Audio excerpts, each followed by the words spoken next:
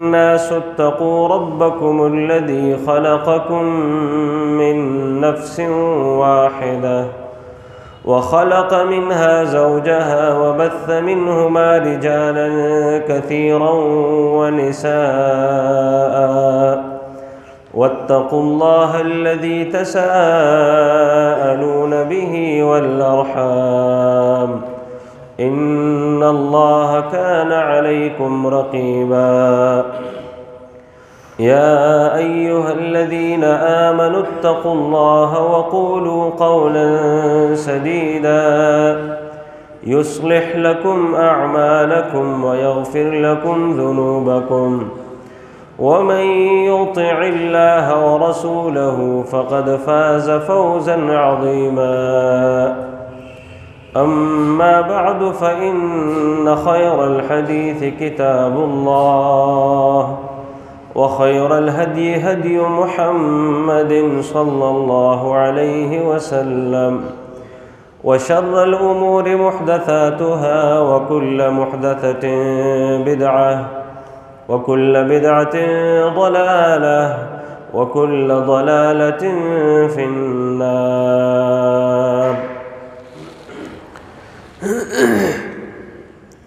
محترم بزرگوں، دوستوں اور بھائیوں،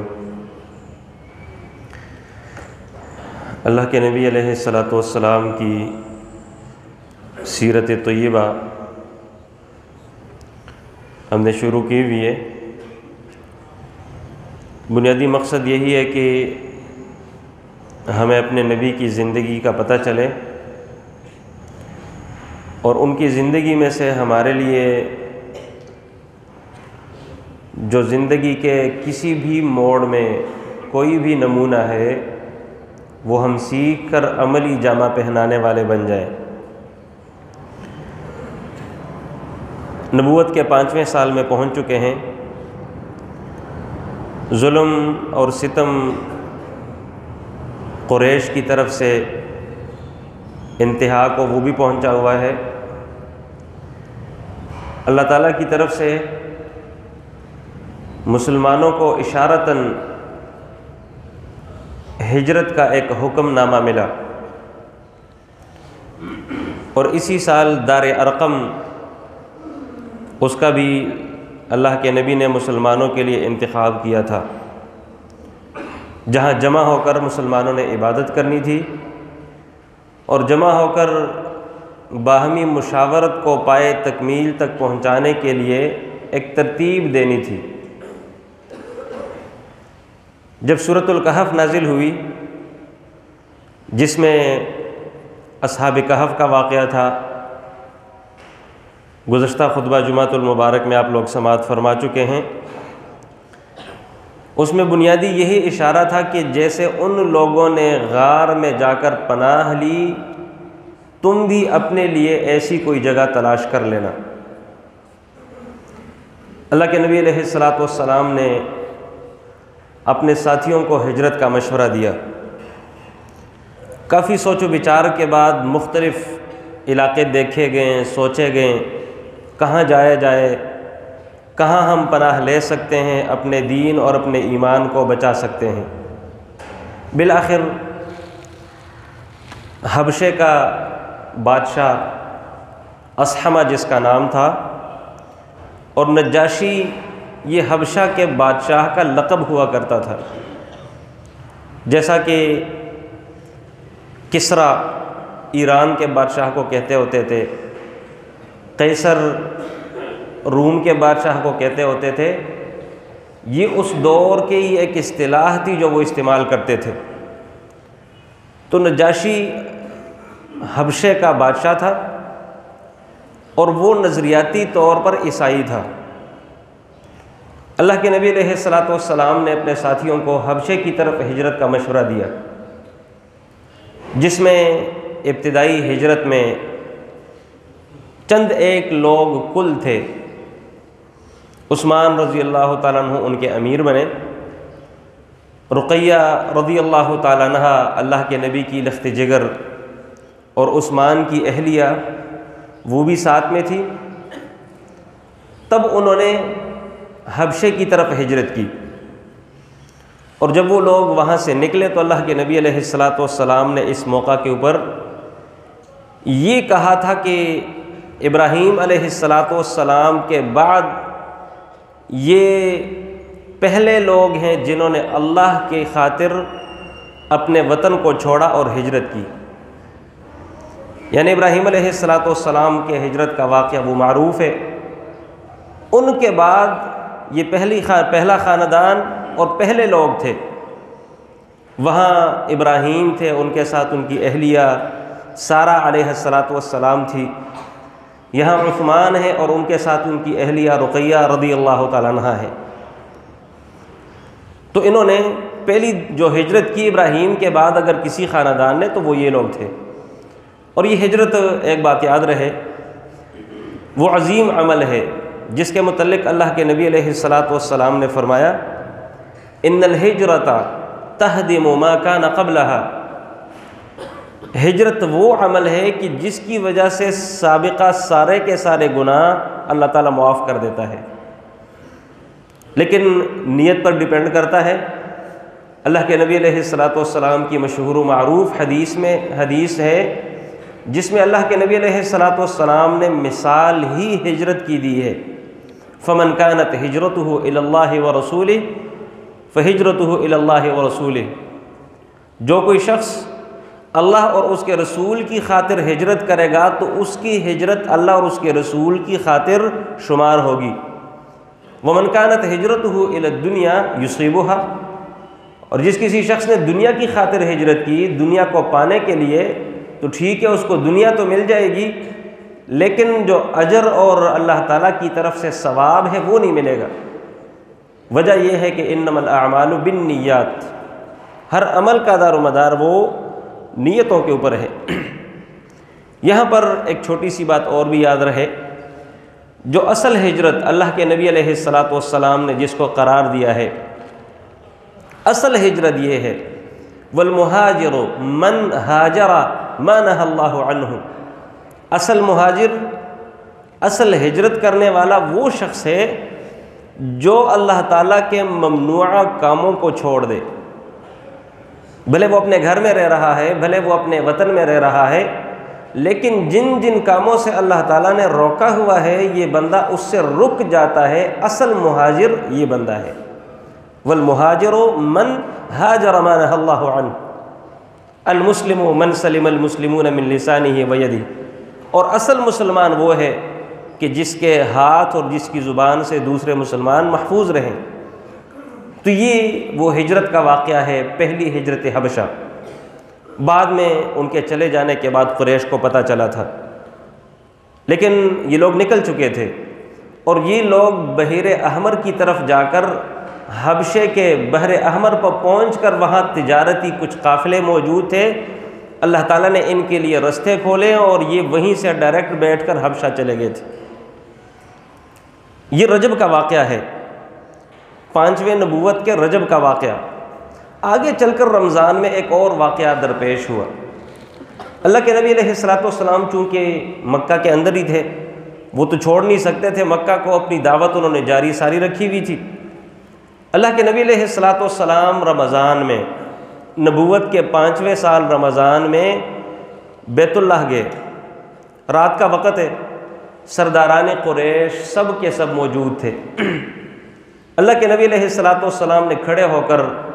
سورۃ النجم کی اونچی آواز کے ساتھ تلاوت شروع کر دی. والنجم اذا ہوا ما ضل صاحبکم وما غوی. یہ پوری سورت اللہ کے نبی نے، اس سے قبل ان لوگوں نے، جیسا کہ پہلے بھی میں نے یہ گزارش کی تھی کہ ان لوگوں نے جو اس دعوت کا رستہ روکنے کے لیے کوششیں کی ہیں، ان کوششوں میں سے ایک کوشش یہ تھی کہ یہ قرآن سرے سے سنا ہی نہ جائے، کیونکہ انہیں یقین تھا کہ جو بندہ یہ قرآن سن جاتا ہے وہ بندہ پھر ہمارا نہیں رہتا. اور ان کا یہی طریقہ اور محاذ آرائی کی صورت اللہ تعالیٰ نے قرآن میں بھی نقل فرمائی ہے کہ لا تسمعوا لهذا القرآن والغوا فيه لعلكم تغلبون، کہ بھئی تم لوگ اس قرآن کو نہ سنا کرو اگر غلبہ چاہتے ہو کہ یہ دعوت توحید رک جائے اور اس کے مقابل لات منات اور عزا کی دعوت زندہ و جاوید رہے تو پھر اس قرآن کو نہ سنا کریں۔ لیکن اس دن موقع یہ تھا کہ یہ لوگ بھاگ نہ سکے اور ان لوگوں کو کوئی موقع نکلنے کا ملا نہیں۔ اللہ کے نبی نے سورۃ النجم کی تلاوت اونچی آواز کے ساتھ شروع کر دی۔ آخر میں جب پہنچے سب لوگ سنتے رہے اور سب کے سب تقریباً سرداران قریش تھے۔ آخر میں جب پہنچے فَاسْجُدُوا لِلَّهِ وَاعْبُدُوا اس آیت تک، تو یہ ایک سورت سنتے سنتے وہ لوگ بیچارے اپنا ہوش کھو بیٹھے تھے۔ انہیں پھر سمجھ نہیں آ رہی تھی کہ یہ کیا ہمارے ساتھ ہو رہا ہے۔ اور جب آخر میں فَاسْجُدُوا لِلَّهِ وَاعْبُدُوا یہ آیات اللہ کے نبی نے تلاوت کر دی، سبھی کے سب لوگ غیر اختیاری سجدے میں گر پڑے۔ سبھی نے سجدہ کیا سوائے ایک شخص کے جو کہ انتہا کو پہنچا ہوا تھا، امیہ۔ اس نے دوسرے لوگوں کی نظروں سے اپنے آپ کو اوجھل رکھنے کے لیے زمین سے مٹی اٹھائی اور اپنے ماتھے پر مل لی اور کہا کہ میرے لیے بس یہی کافی ہے۔ اپنے سر کو نہیں جھکایا، سجدے میں نہیں گرا۔ جب یہ رمضان میں یہ واقعہ درپیش ہوا، بعد میں پھر ان کے چھوٹوں نے، دیگر لوگوں نے ان کو سب و شتم کرنا شروع کر دیا، اور بعد میں ان کو خود بھی ہوش آیا کہ یہ ہم کیا کریں، یعنی وہ رستہ جس کو روکنے کے لیے ہم نکلے ہوئے ہیں اور ان کے اوپر جبر و ظلم کر رہے ہیں، وہی کام ہم نے خود ہی کر لیا۔ ان کے ایک معبود کی دعوت کی ہم مخالفت کر رہے ہیں، جبکہ اسی بندے کی بات سن کر ایک ہی معبود کے سامنے ہم سربسجود ہوئے۔ لہٰذا بعد میں پھر انہوں نے اپنے لیے رستے ڈھونڈنے کی کوشش کی، اور جب چھوٹوں نے، اپنے دیگر لوگوں نے ان کو ملامت کرنا شروع کر دیا، تو پھر انہوں نے اللہ کے نبی کے اوپر ایک جھوٹ گھڑ لیا۔ اور وہ جھوٹ یہ تھا، وہ جو اپنی طرف سے انہوں نے بات گھڑی وہ یہ ہے، کہتے ہیں کہ در حقیقت اس محمد صلی اللہ علیہ وسلم، اس شخص نے در حقیقت اس سورت کی تلاوت کرتے ہوئے ہمارے معبودوں کی بھی تعریف کی ہے اور کچھ الفاظ اپنی طرف سے بنا لیے تھے۔ تِلْكَ الْغَرَانِيقُ الْعُلَا وَإِنَّ شَفَاعَتَهُنَّ لَتُرْتَجَىٰ وہ قافیہ بندی بھی اسی کے مطابق ہی کر دی تھی۔ عرب جو تھے جانتے تھے قافیہ بندی کو، وَالنَّجْمِ إِذَا هَوَىٰ مَا ضَلَّ صَاحِبُكُمْ وَمَا غَوَىٰ آخر میں الف، تو انہوں نے اسی کے ساتھ ملتے جلتے الفاظ گھڑ لیے۔ تِلْكَ الْغَرَانِيقُ الْعُلَا یہ جو لات منات اور عزا ہیں یہ بھی بہت معزز دیویاں ہیں۔ وَإِنَّ شَفَاعَتَهُنَّ لَتُرْتَجَىٰ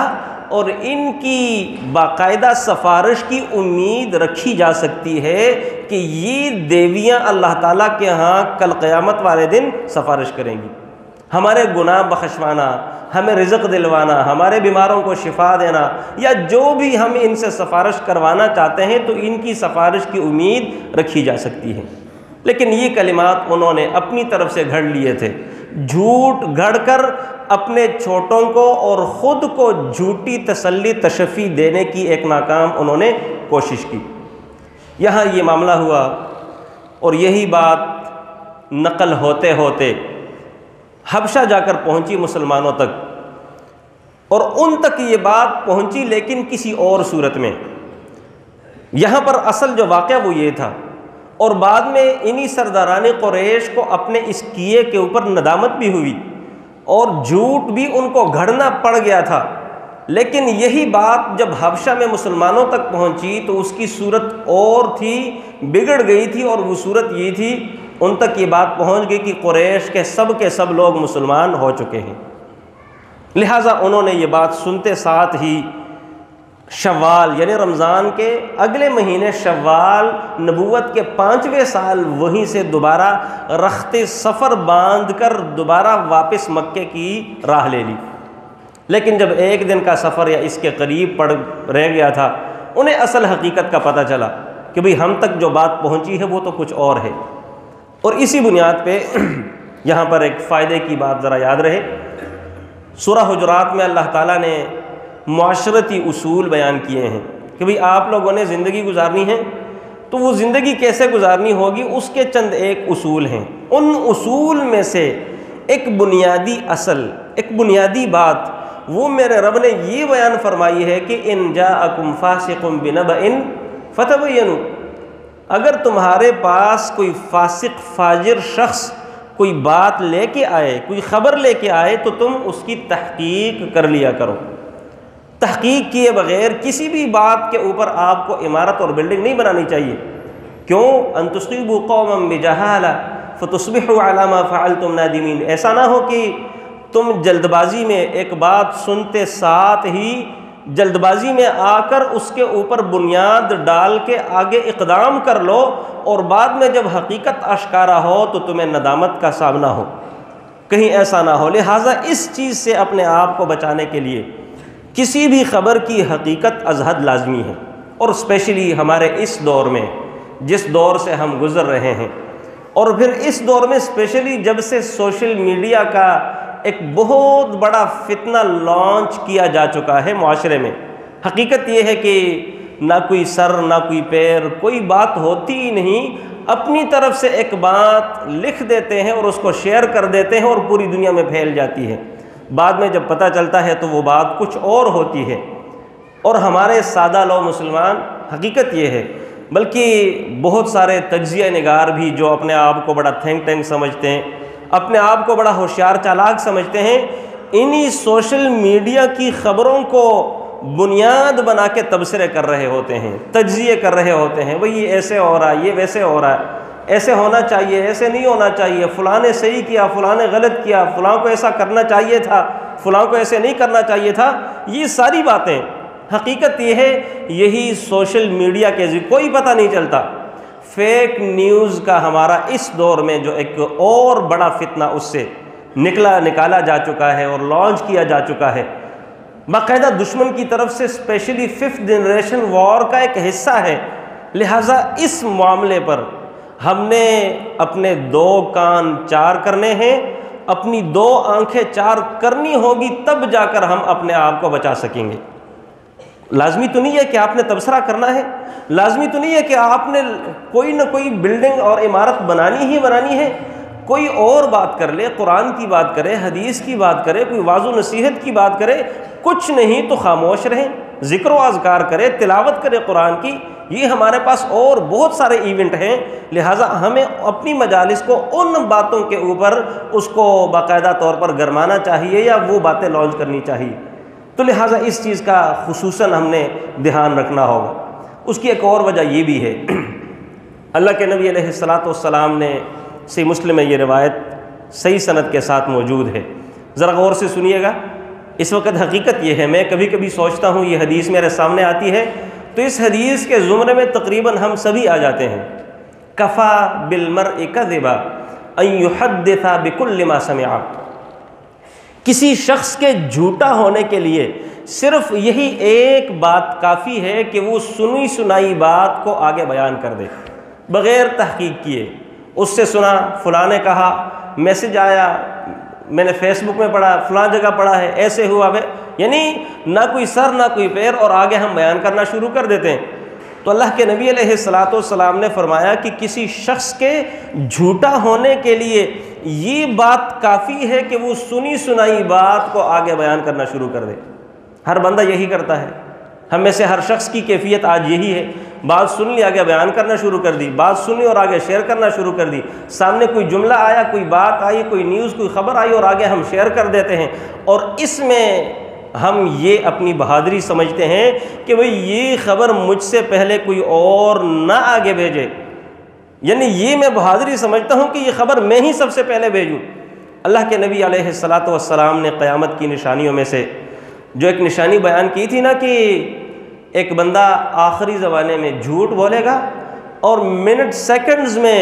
پوری دنیا میں وہ بات پھیل جائے گی، تبلغ الآفاق، دنیا کے اطراف میں ہر طرف وہ بات پھیل جائے گی۔ آج یہ سوشل میڈیا ہمارے اس دور میں اللہ کے نبی علیہ الصلاۃ والسلام کی بیان کی ہوئی پیشن گوئی کی عملی اس کا ایک نمونہ وہ ہمارے پاس موجود ہے۔ یہاں کلک کرتے ہیں، دنیا میں پھیل جاتی ہے بات، پتہ بھی نہیں ہوتا کہ کون کہاں دیکھ رہا ہے، سن رہا ہے، اور پھر آگے بات پھیلتی جاتی ہے، پھیلتی جاتی ہے، پھیلتی جاتی ہے۔ تو لہٰذا ہم نے بہت زیادہ ہوشیار رہنا ہے، اور خصوصاً ہمارے اس وقت جو ملک کی کیفیت ہے، پتہ نہیں مہنگائی اتنی ہوگی یا نہیں، لیکن ہر دکاندار کے زبان پر یہی ایک بات ہے کہ آج اتنے میں لے لے، کل اتنے میں نہیں ملنا، اور ایسے ہی ہوتا ہے۔ پتہ نہیں اوپر سے یہ معاملہ اتنا ہے یا نہیں، لیکن وہ بات اتنی پھیلائی جا چکی ہے اور ہمارے دل و دماغ پر اس قدر نقش ہو چکی ہے کہ ہر بندہ یہی بات کہتا نظر آ رہا ہے۔ تو ایسے ہی عثمان رضی اللہ تعالی عنہ اور ان کے ساتھ جو دیگر رفقا تھے، جب وہ ایک دن کی مسافت پر پہنچے اور انہیں حقیقت حال کا پتہ چلا، وہاں سے پھر ان کے دو گروہ ہو گئے۔ کچھ لوگوں نے کہا کہ اب ہم واپس حبشے کی طرف ہی جاتے ہیں، اور وہ واپس چلے گئے، اور کچھ لوگوں نے کہا کہ نہیں، اتنا آ چکے ہیں، جاتے ہیں کسی نہ کسی سردار کی پناہ میں آ کر اس کا حلیف بن کر ہم اپنی زندگی بقایا یہیں گزاریں گے۔ لہٰذا انہوں نے انہی سرداران قریش میں سے کسی نہ کسی کی پناہ لی، اور ان کی پناہ میں آ کر مکہ واپس لوگ آ گئے۔ اس سے آگے چل کر جب یہ واقعہ ہوا تو مکہ کے لوگوں کی طرف سے ظلم و ستم میں اور بھی اضافہ ہوا، اور انہیں یہ پتہ چلا کہ اب یہ لوگ نکلنے کی راہ تلاش کریں گے، نکلنے کی کوشش کریں گے، لہٰذا جیسے تیسے ہو ان لوگوں کو روکا جائے، جیسے تیسے ہو ان لوگوں کو نہ جانے دیا جائے۔ اور ان لوگوں نے مزید ظلم و ستم کے بازار کو گرم کیا۔ اللہ کے نبی علیہ السلام اور مسلمانوں سے مزید نہیں برداشت ہو رہا تھا، اور اللہ کے نبی نے ایک مرتبہ پھر سے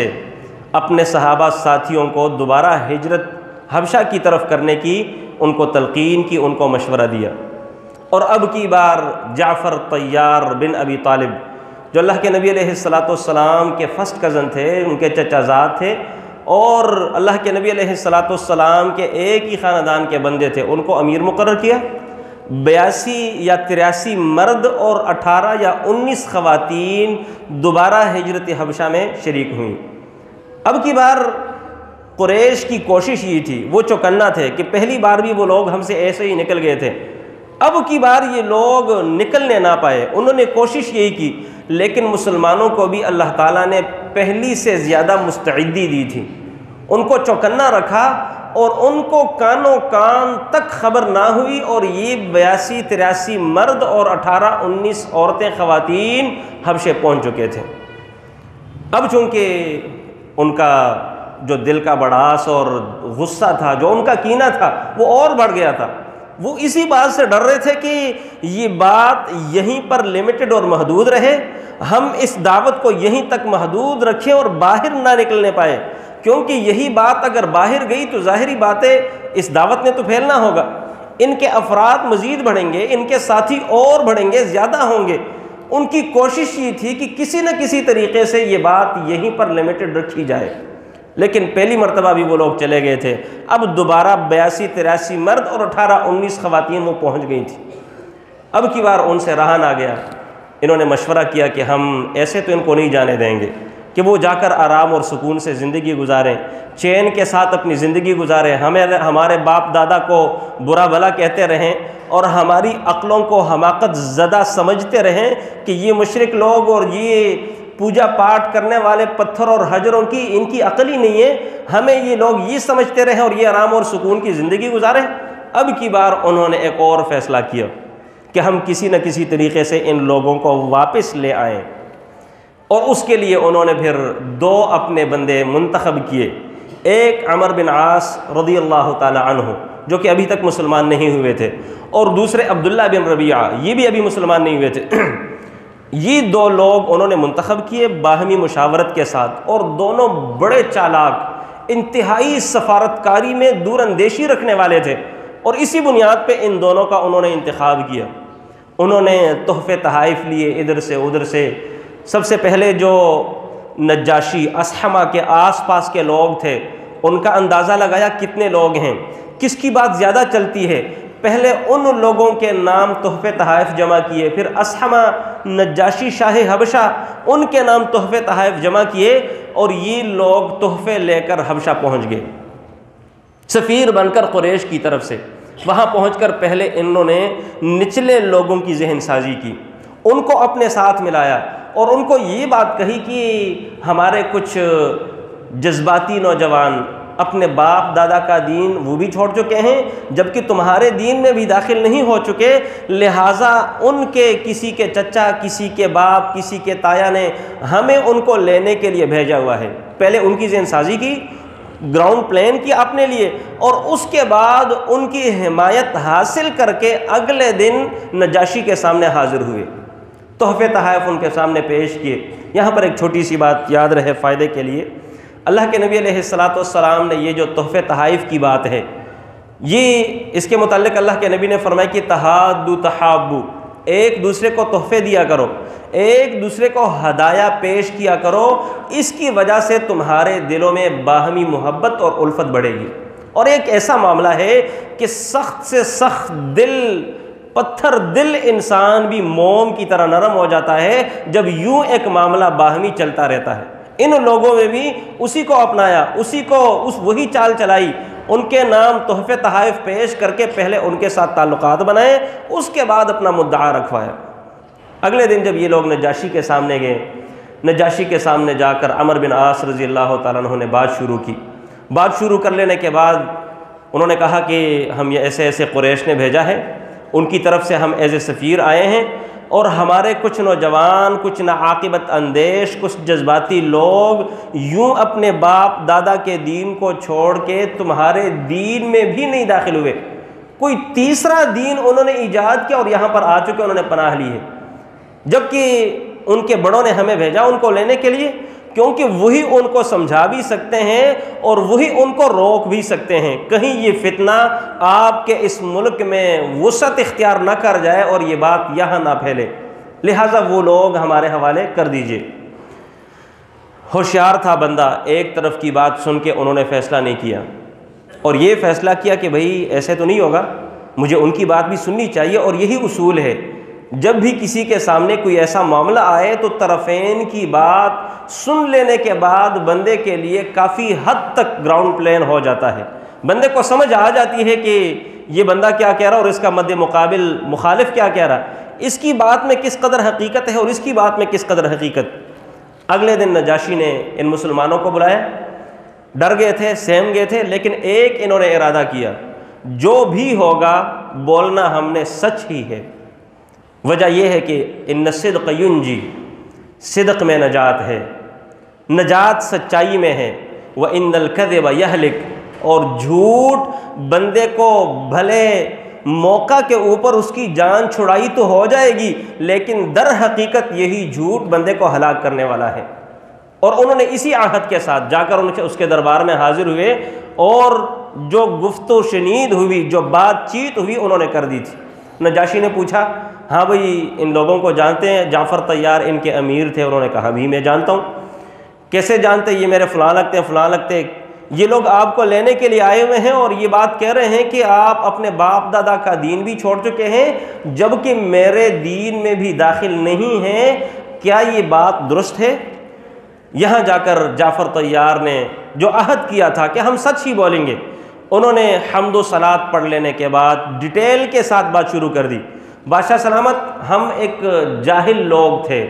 ہماری کیفیت یہ تھی کہ جھوٹ ہمارے معاشرے میں ہر طرف پھیلا ہوا تھا، چھوٹی چھوٹی بات پر دوسرے کا خون بہانا یہ ہمارا وتیرہ تھا، بدکاری اور زناکاری کو تو ہم کچھ سمجھتے ہی نہیں تھے، سود خوری اور یتیم کا مال کھانا یہ تو ہمارا شیوا تھا، ہمارا طریقہ تھا، ایسے ہی ہم جمے پلے اور یہی ہماری زندگی گزر رہی تھی۔ جو تگڑا ہوتا، جو قوی ہوتا، جو مضبوط ہوتا، وہ کمزور لوگوں کو کھائے جا رہا تھا، یہ ہماری کیفیت تھی، اور سال ہا سال اپنے قریبی رشتہ داروں کے ہاں چھوٹی چھوٹی بات پر آنا جانا ہمارا بند لگا رہتا، شراب نوشی یہ کیفیت ہمارے اندر بہت زیادہ تھی، پاک دامنی کی سرے سے کوئی صفت ہمارے اندر موجود ہی نہیں تھی، یہ سب کچھ ہمارے اندر موجود تھا۔ اور اسی اثنا اللہ تعالیٰ نے ہم ہی میں سے اپنی عالی نسب کی وجہ سے ہم ہی میں سے ایک پیغمبر کو مبعوث فرمایا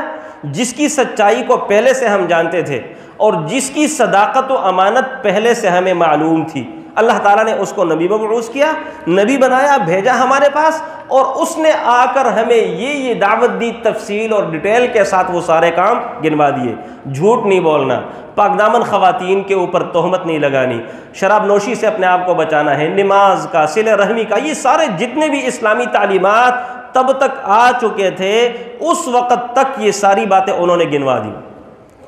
نجاشی نے یہ ساری بات انتہائی تسلی تشفی کے ساتھ سن لی، اور پھر بعد میں جعفر سے کہتے ہیں کہ آپ کے پاس جو آپ کے پیغمبر دین لے کے آئے ہیں اس کا کچھ حصہ ہے، یہ تو آپ نے تفصیل اور اپنی زبانی بیان کر دی، لیکن جو وحی آئی ہے آپ لوگ جو کہتے ہیں اس کا کچھ حصہ ہے؟ جعفر طیار رضی اللہ تعالیٰ عنہ نے کہا کہ ہاں ہمارے پاس ہے، اور پھر انہوں نے سورہ مریم کی تلاوت شروع کر دی۔ شروع ہوئے سورہ مریم کی تلاوت، کیونکہ عرب تھے، جانتے تھے عربیت کو، اور انہیں اس کی فصاحت و بلاغت پہ پورا یقین تھا،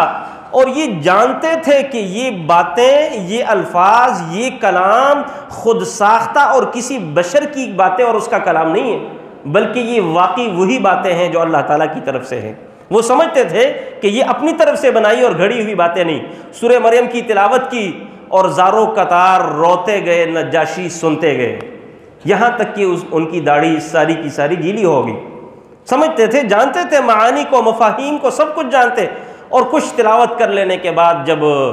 مریم علیہ السلام اور ان کے صاحبزادے عیسیٰ کا تذکرہ آیا، تب تو ان کی چیخیں نکلی، اور پھر مزید سننا ان کے لیے ناگوار تھا، مشکل تھا، اور کہا کہ حسبک، بس کریں، مزید مجھ سے نہیں سنا جائے گا۔ اور ساتھ میں یہ بھی بات کہہ دی کہ یہ جو کلام آپ نے سنایا، یہ کلام اور وہ کلام جو انجیل میں ہمارے پاس عیسیٰ علیہ السلام کی کتاب موجود ہے، سیم ایک ہی ہے، کوئی ایک رتی برابر دونوں میں فرق نہیں ہے۔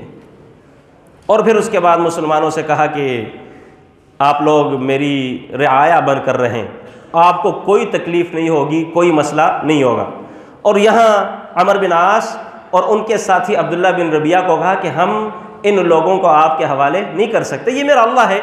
جب بندہ سچ بولتا ہے تو یوں پھر میرا رب رستے کھولتا ہے، والذین جاہدوا فینا لنہدینہم سبلنا، یہ میرے رب کا وعدہ ہے، جو لوگ اللہ کی خاطر نکلتے ہیں، بڑے بڑے مشکل اوقات آتے ہیں لیکن میرا رب نکلنے کا راستہ بھی ساتھ میں دے جاتا ہے۔ جب وہ وہاں سے نکلیں بے یار و مددگار، بے آبرو ہو کر، عمر بن عاص رضی اللہ تعالیٰ عنہ اور ان کے ساتھی عبداللہ بن ربیہ،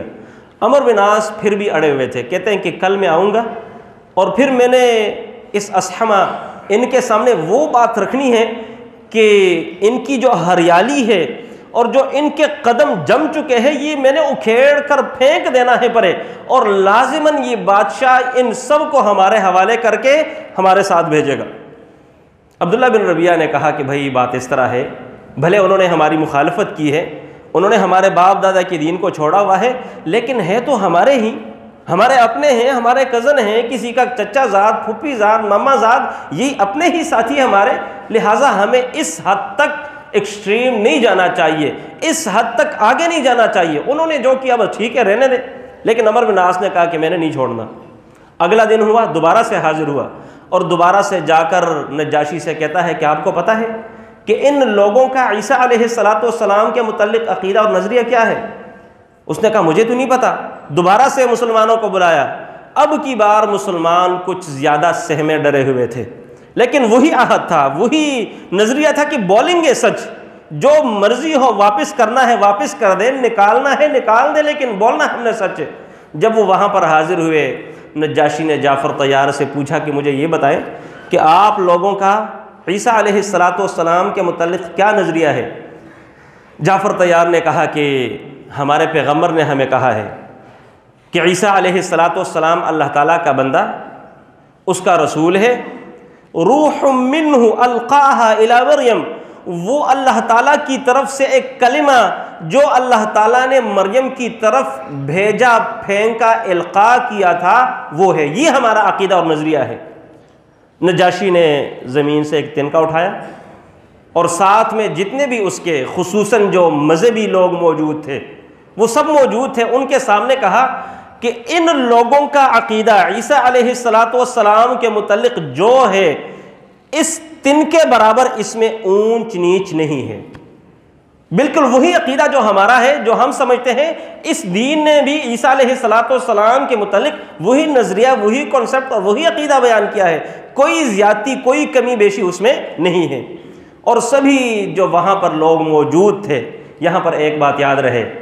اللہ کے نبی علیہ السلام کے آنے تک تقریباً 600 کچھ اوپر سال عیسیٰ علیہ السلام کو گزرے ہو گئے تھے، اور تب تک اس انجیل سے کئی ایک اناجیل بن چکے تھے، اس میں تحریف بھی ہو چکی تھی، اس میں تبدیلی بھی ہو چکی تھی، اس میں خود ساختہ باتیں بھی ایڈ کر دی گئی تھی اپنی طرف سے، دین اور اللہ تعالیٰ کی طرف منسوب کر کے یہ ساری باتیں۔ اس وقت نجاشی کے آس پاس جتنے مذہبی لوگ موجود تھے تقریباً انہی اناجیل کے شکار اور وہی تحریف شدہ عیسائیت کے حاملین تھے، لیکن نجاشی کا عقیدہ، نجاشی کا نظریہ، اس کی سوچ اور فکر بالکل وہی سوچ اور فکر ہے جو اصل عیسیٰ علیہ السلام کے متعلق ہے، کیونکہ تب تک یہ لوگ عیسیٰ علیہ السلام کو اللہ تعالیٰ کا بیٹا تصور کرنے والے تھے۔ یہی لوگ اس کے جو آس پاس تھے وہ یہی سمجھتے تھے کہ وہ اللہ تعالیٰ کا بیٹا ہے۔ مریم علیہ السلام نعوذ باللہ اللہ تعالیٰ کی بیوی ہے، اور ثالث ثلاثہ یعنی جو تثلیث کے قائل تھے کہ خدا تین ہیں، ایک اللہ ہے، ایک مریم ہے اور ایک عیسیٰ ہے، یہ ان کے مختلف عقائد بن چکے تھے۔ لیکن جس وقت نجاشی نے تنکا اٹھایا اور ان لوگوں کو بتایا کہ عیسیٰ علیہ السلام کے متعلق یہ دین جو عقیدہ بیان کر رہا ہے اس ایک تن کے برابر اس میں اونچ نیچ نہیں ہے، سبھی لوگوں نے جب یہ بات سنی تو انہوں نے ہوں کہا، بھئی یہ آپ کیا کہہ رہے ہیں؟ ہمارا نظریہ تو یہ ہے کہ وہ اللہ کا بیٹا ہے، ہم تو یہ سمجھتے ہیں کہ وہ اللہ ہے، وہ معبود ہے، وہ الہ ہے، ہم اس کی بندگی کرتے ہیں۔ نجاشی نے کہا بھلے تم ہوں کہو بھلے تم نہ کہو، لیکن حقیقت یہ ہے کہ عیسیٰ علیہ السلام کے متعلق جو عقیدہ اس دین نے بیان کیا یہی اصل عقیدہ اور نظریہ ہے۔ اور اس کے بعد پھر نجاشی نے باقاعدہ طور پر حضرت ام سلمہ رضی اللہ تعالیٰ عنہا بھی اس ہجرت میں موجود تھیں، وہ اس واقعہ کو نقل کرنے والی ہیں، سیرت ابن ہشام میں تفصیلاً موجود ہے۔ وہ بیان کرتی ہیں کہ اس کے بعد پھر ہم نجاشی کے ہاں ایک بہترین رعایا کی صورت میں زندگی بسر کرنے والے رہ گئے تھے، یہاں تک کہ بعد میں پھر ہم نے مدینہ کی طرف ہجرت کے بعد مدینہ کی طرف ہم نے ہجرت کر لی تھی، تقریباً 5ویں یا 6 ہجرت کا واقعہ ہے، وہ اپنی جگہ پر آئے گا۔ تو یہاں تک مسلمانوں نے اپنے دین کو، اپنے عقیدے کو بچانے کے لیے تارکینی وطن بن گئے تھے اور اپنے آپ کو پردیسی بنا لیا تھا، لیکن اپنے دین اور ایمان کے اوپر کوئی کمپرومائز نہیں کیا۔ اللہ تعالیٰ سے دعا کرتے ہیں کہ اللہ تعالیٰ ہمیں سمجھنے اور عمل کرنے کی توفیق عطا فرمائے۔ واقول قولی ھذا واستغفر اللہ لی ولکم ولسائر المسلمین۔